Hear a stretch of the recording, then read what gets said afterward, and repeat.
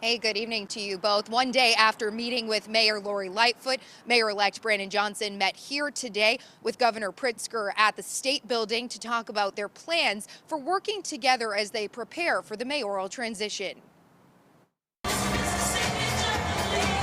On election night, Governor J.B. Pritzker congratulating Mayor-elect Brandon Johnson, but Friday was the first time the pair sat down to talk about what's next. It's great to have a real partner to not only rebuild our city, but to make sure that individuals who wish to be small business owners and larger corporations can actually have a city that works. Mayor-elect, it's great to see you.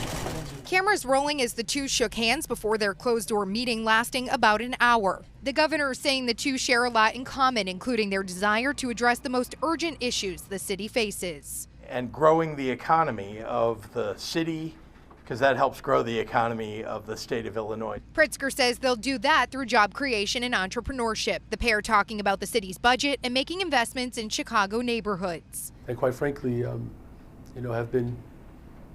it's been short for too long, and so I'm very much impressed by the governor's compassion and love. While the two did not discuss the mayor-elect's tax plan, Pritzker says he's opposed to a tax hike that could drive businesses out of the area. Still, he believes Johnson has a plan to best serve Chicagoans while balancing the budget. I do know that the challenge of finding balance between expenditures and revenue is not lost on me. Johnson not responding directly to Pritzker, but adding this.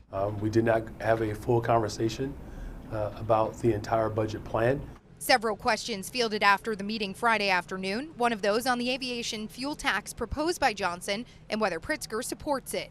We haven't talked about any of those issues, but I will say the General Assembly, of course, is in full force. Johnson says he recognizes the importance of collaboration between leaders in Chicago and Springfield. There's certainly an urgency that the city of Chicago has, and we recognize that there is a process in order to get things done.